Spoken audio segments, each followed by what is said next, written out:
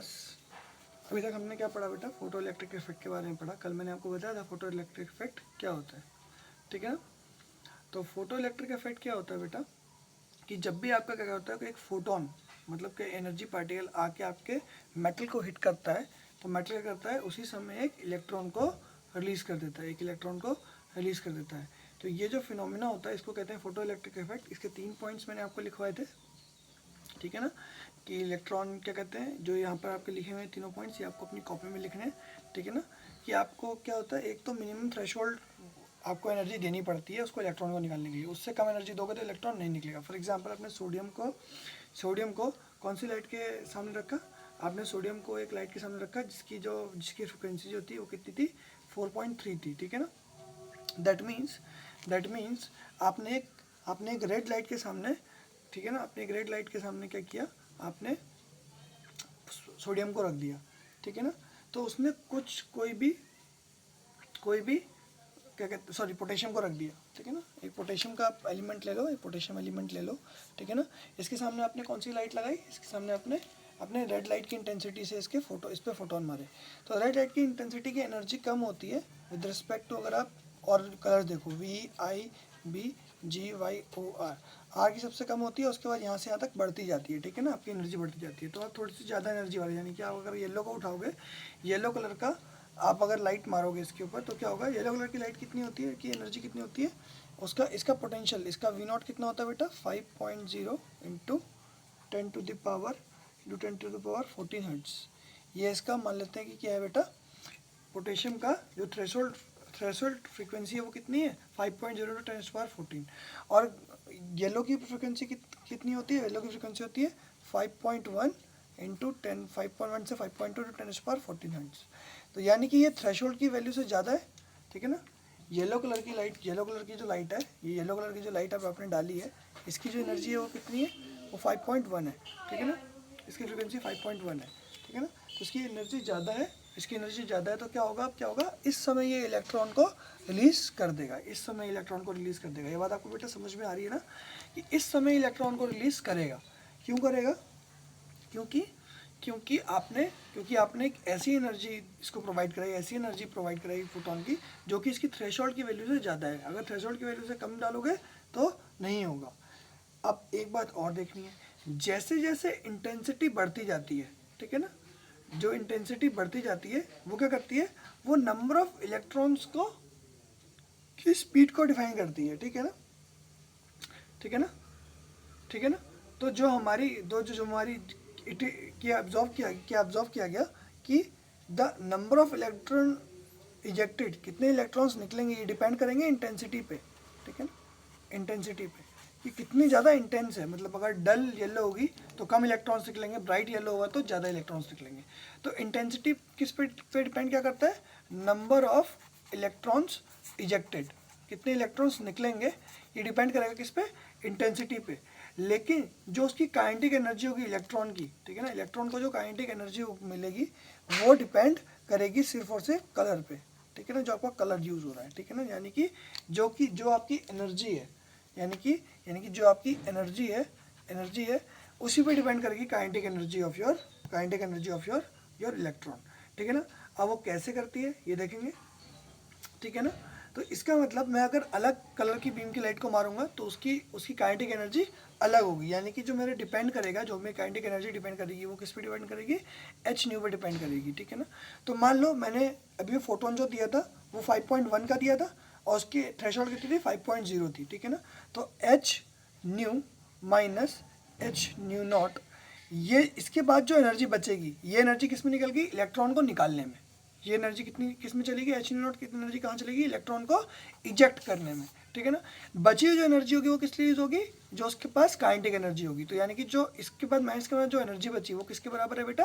Kinetic energy of electron, जिस energy से electron मेरा मूव कर रहा है, ठीक है ना, जिस स्पीड से मेरा इलेक्ट्रॉन मूव कर रहा है वो कौन बताएगा? इसका डिफरेंस। यानी कि हम ये कह सकते हैं कि ये काइनेटिक एनर्जी जिसको हम कहते हैं हाफ mv स्क्वायर से नोट करते हैं, जिसको हम हाफ mv स्क्वायर से नोट करते हैं, ठीक है ना, वो किसके बराबर होगी? h new minus h new not, ठीक है ना। यहाँ पर m क्या है, मास ऑफ इलेक्ट्रॉन है क्योंकि इलेक्ट्रॉन रिलीज हो रहा है, और वेलोसिटी क्या है, वेलोसिटी ऑफ कैपिटल V क्या है, वेलोसिटी ऑफ इलेक्ट्रॉन है, और ये न्यू जैसे जो मैंने बना रखा है दिस इज द फ्रीक्वेंसी। तो इसमें और V में हम क्या कहते हैं कंफ्यूज नहीं करेंगे, ठीक है, इसमें और V में कंफ्यूज नहीं करना है, ठीक है ना। ये कैपिटल V वेलोसिटी है, दिस इज वेलोसिटी, ठीक है ना, और ये क्या है बेटा, दिस इज फ्रीक्वेंसी, ठीक है ना, ये क्या है, फ्रीक्वेंसी है, ठीक है ना। तो हम इसको ऐसे लिख सकते हैं, हम इसको ऐसे लिख सकते हैं कि जो हमने एनर्जी दी, फोटोन की एनर्जी थी, वो किसके बराबर है, जो आपकी मिनिमम एनर्जी है वो plus kinetic energy. For example आपने जो ये दी वैल्यू वो इससे कम है, तो काइनेटिक एनर्जी आपकी नेगेटिव आएगी। नेगेटिव काइनेटिक एनर्जी मतलब आपको काइनेटिक एनर्जी और लेनी पड़ेगी, ठीक है ना, और लेनी पड़ेगी सब्सटेंस से, जो कि वो दे नहीं पाएगा, यानी कि इलेक्ट्रॉन रिलीज नहीं होगा। अगर ये वैल्यू उससे कम चली जाएगी तो इलेक्ट्रॉन रिलीज नहीं होगा। फॉर एग्जांपल यहाँ पर क्या, मैंने रेड लाइट मारी तो कोई इलेक्ट्रॉन रिलीज नहीं हुआ, लेकिन जैसे ही मैंने येलो लाइट मारी तो उसका इलेक्ट्रॉन रिलीज हो गया। तो जो मिनिमम एनर्जी है जो आती है HV0 की वजह से, जो मिनिमम एनर्जी मिलती है हमको, जो हमें चाहिए होती है, इसको और किस नाम से बुलाते हैं बेटा, वर्क फंक्शन के नाम से। किसके नाम से बुलाते हैं बेटा, वर्क फंक्शन, जिसको W0 से भी डिनोट करते हैं। किससे डिनोट करते हैं बेटा, W0 से डिनोट करते हैं।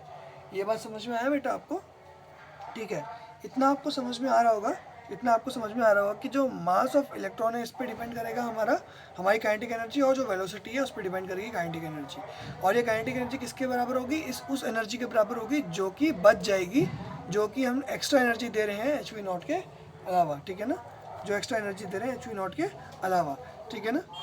तो यहाँ पर तो हमारा ख़त्म होता है फोटो इलेक्ट्रिक इफेक्ट के बारे में सारी बातें, ठीक है ना, सारी बातें हमारी खत्म होती है फोटो इलेक्ट्रिक। तो फोटो इलेक्ट्रिक इफेक्ट हमारा किस लिए यूज़ हुआ, हमने ये देखा कि हमारे पास जो रेडिएशन है उसका कैसा नेचर है बेटा, पार्टिकल नेचर है, ठीक है ना, ड्यूअल नेचर शो कर रहा है। अब पार्टिकल नेचर भी शो कर रहा है और वेव नेचर तो मैंने आपको पहले ही बता दिया था। तो यानी कि इलेक्ट्रोमैग्नेटिक रेडिएशंस, जो इलेक्ट्रोमैग्नेटिक रेडिएशंस आती है, EM रेडिएशंस आती हैं, उसका नेचर कैसा है बेटा, ड्यूअल नेचर है, ड्यूअल नेचर, ठीक है ना, कैसा है बेटा, ड्यूअल नेचर है, कैसा है बेटा, ड्यूअल नेचर है। तो हम ये बात हम याद रखेंगे कि there is a dual nature of electromagnetic radiations, ठीक है ना, पार्टिकल नेचर। और ये जो है, ये ड्यूअल नेचर जो आया, ये साइंटिस्ट की समझ में नहीं आया, उनको ये सब एलियन सा लगा कि यार एक ही एलिमेंट दोनों तरह के नेचर कैसे शो कर सकता है, ठीक है ना, पार्टिकल नेचर भी शो कर रहा है और कैसा वेव नेचर भी शो कर रहा है। तो वो पार्टिकल नेचर कब शो करता है बेटा, पार्टिकल नेचर तब शो करता है जब भी वो मैटर के साथ इंटरेक्ट करेगा, when ever it interacts with matter, ठीक है ना, किसी भी मैटर या पार्टिकल किसी भी के साथ इंटरेक्ट करेगा तो कौन सा नेचर शो करेगा बेटा, पार्टिकल नेचर शो करेगा, जैसे एक पार्टिकल शो करता है। और जब भी वो क्या कहते हैं, इंटरफेरेंस या फिर डिफ्रैक्शन के बारे में, प्रोसेस के बारे में बात करेगा, यानी कि ऐसे प्रोसेस जो कि वेव नेचर की तरह शो होते हैं, तो वो वेव नेचर शो करेगा, ठीक है ना। जब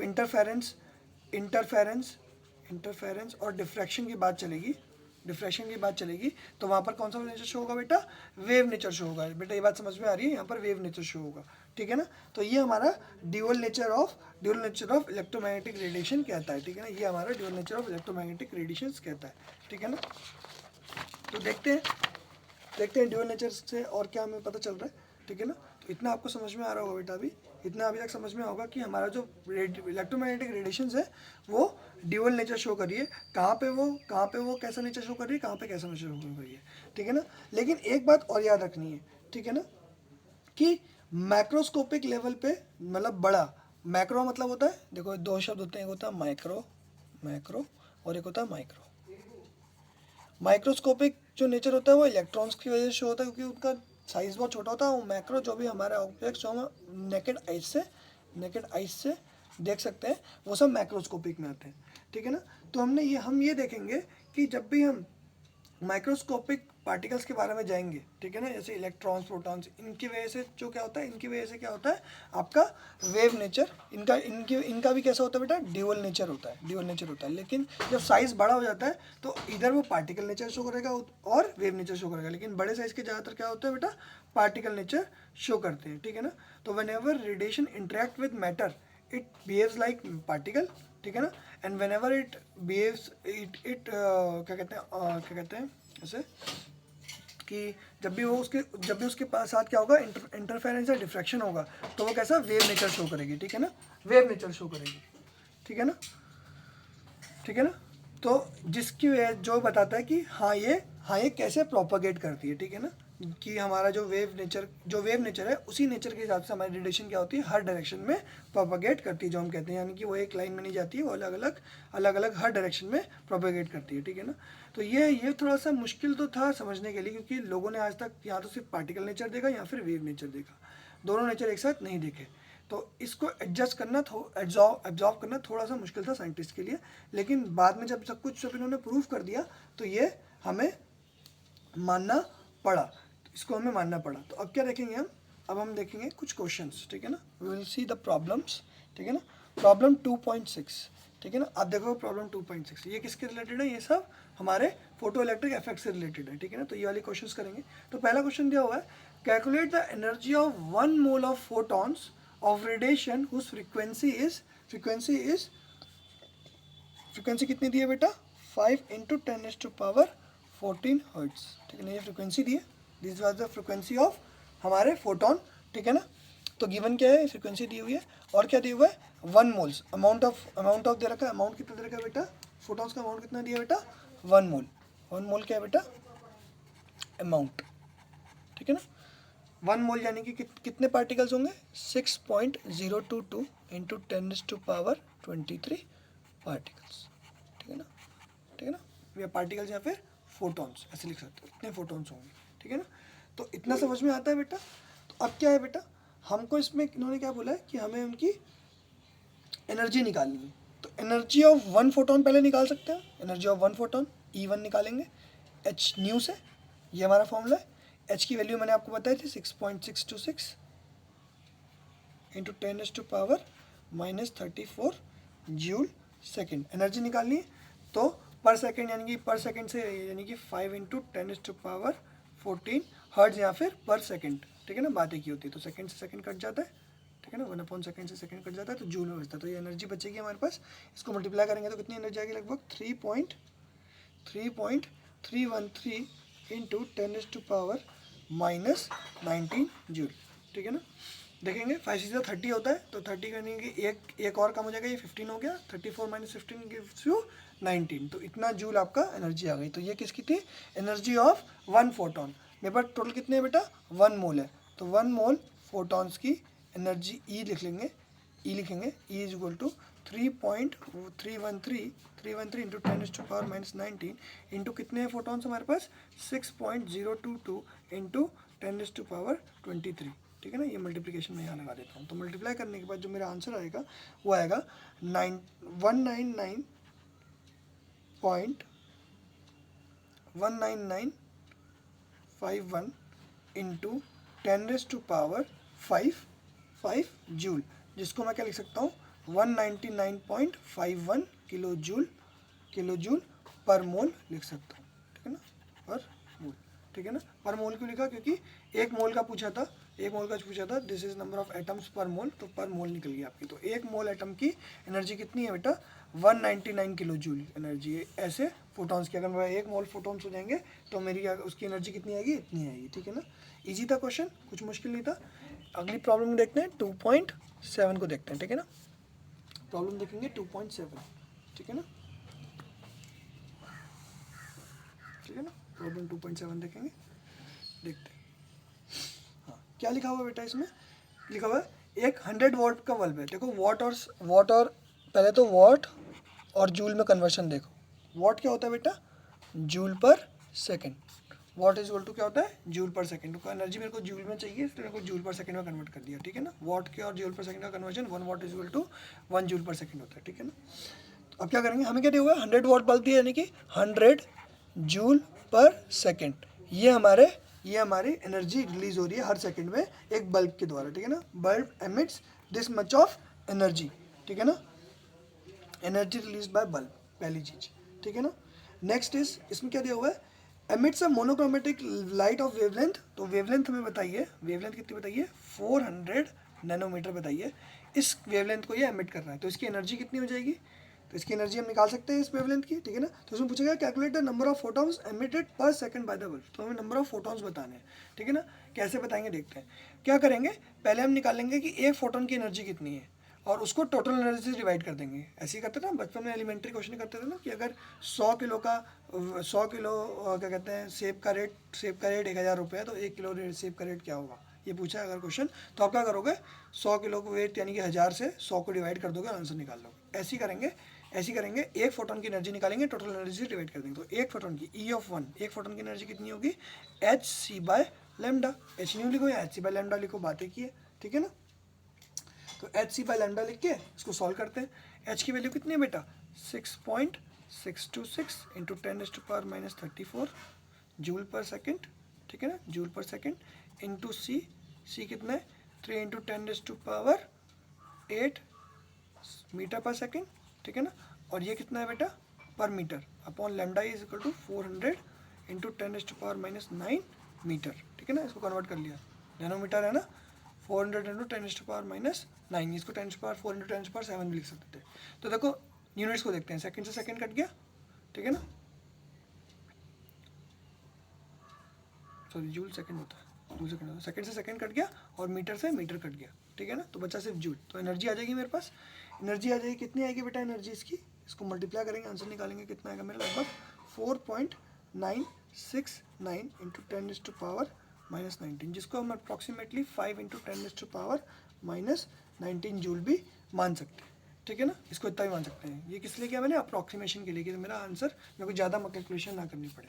तो total energy, total number of photons किसके बराबर होंगे, टोटल एनर्जी 100 जूल से डिवाइड करना है 5 इंटू 10⁻⁻19 जूल को, ठीक है ना। तो ऊपर चला जाएगा 5 2 ज़ा 10, ठीक है ना। तो 2 इंटू 10⁻⁻ कितना आ गया, लगभग 20 फोटॉन्स पर सेकेंड, ठीक है ना, फोटॉन्स पर सेकेंड। तो number of photons per second, हर एक सेकेंड में कितने फोटॉन्स रिलीज हो रहे हैं, 2 इंटू 10⁻20, ठीक है ना। तो फोटॉन्स एमिटेड पर सेकेंड कितने आ जाएगा, इतना आ जाएगा, क्योंकि हमने एक सेकेंड का उसने मेरे को 100 वैल्यू बताई है, यानी कि हर सेकेंड उसमें 100 वॉट रिलीज हो रही है, तो हर सेकंड में इतने इलेक्ट्रॉन्स, इतने फोटॉन्स रिलीज होंगे, जिसकी एनर्जी कितनी होगी, जिसकी एनर्जी कितनी है बेटा, इतनी होगी, ठीक है ना, जिसकी एनर्जी होगी 5 इंटू 10⁻⁻19 जूल लगभग, ठीक है ना। समझ में आया बेटा ये क्वेश्चन कैसे हुए, ठीक है ना, समझ में आ रहा है ना। तो ये क्वेश्चन बेटा बहुत इंपॉर्टेंट है, अगर ये क्वेश्चन नहीं होंगे सर तो आगे की भी चीज़ें समझ में नहीं आएगी, देखते हैं बेटा, नेक्स्ट देखते हैं प्रॉब्लम 2.8 देखते हैं, 2.8, ठीक है ना। 2.8 में क्या लिखा हुआ है, when an electromagnetic radiation of wavelength 300 nanometer falls on the surface of sodium, ठीक है ना। तो उन्होंने हमें बताया लैम्डा की वैल्यू कितनी बताई, 300 नैनोमीटर, ठीक है ना। और किस में फॉल करी है बेटा, हमें जो सब्सटेंस दिया वो क्या दिया बेटा, सोडियम दिया हमें सब्सटेंस, ठीक है ना, दो चीज़ें दे दी। अब क्या देखना है बेटा, on the surface of sodium the electrons are emitted with the kinetic energy of, तो इलेक्ट्रॉन्स जो भी निकले उसमें से इलेक्ट्रॉन्स निकलते हैं, उनकी काइनेटिक एनर्जी कितनी है, बेटा दी हुई है 1.68 इंटू 10⁻5 जूल पर मोल, यानी कि एक मोल इलेक्ट्रॉन्स की काइनेटिक एनर्जी कितनी है, 1.6 इंटू 10⁻5, ठीक है ना। What is the minimum energy needed to remove the electron from sodium, हमें क्या बताना है, E0 बताना है, यानी कि वर्क फंक्शन पूछ रखा है इन्होंने हमसे, ठीक है ना, W0 पूछा है इन्होंने, ठीक है ना। What is the maximum wavelength that will cause a photo electron to be emitted, ठीक है ना।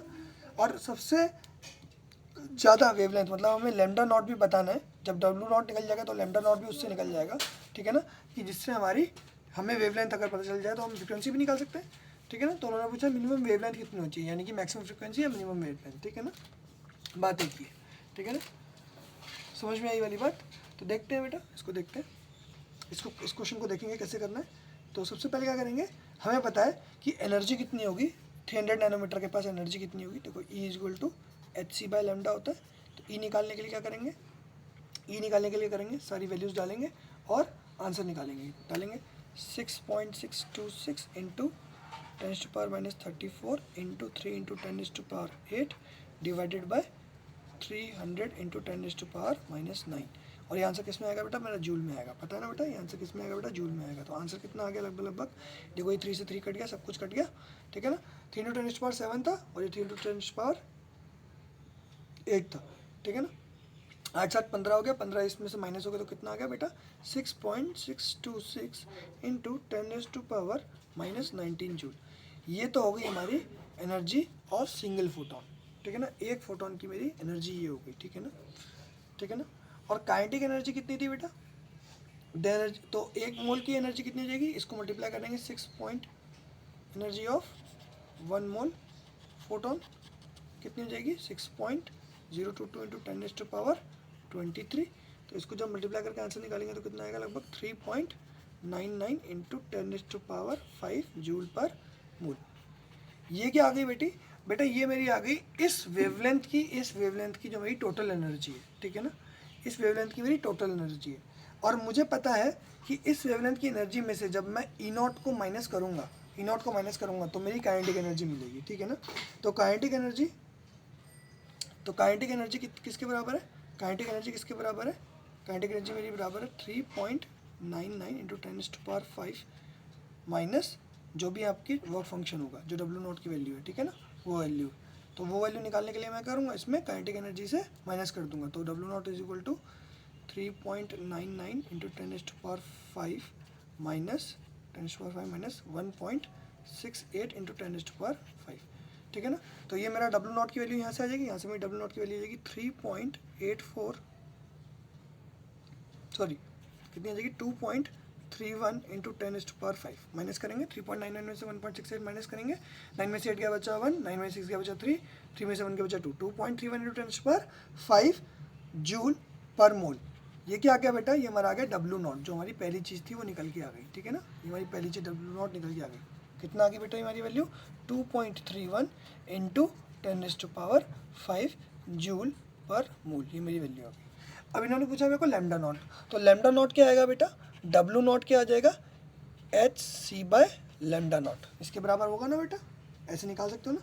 तो लैम्डा नॉट किसके बराबर आ जाएगा, डब्ल्यू नॉट h 6.626 इंटू सी की वैल्यू 3 इंटू 10⁸ अपॉन में 2.31 इंटू 10⁵, ठीक है ना, ठीक है ना।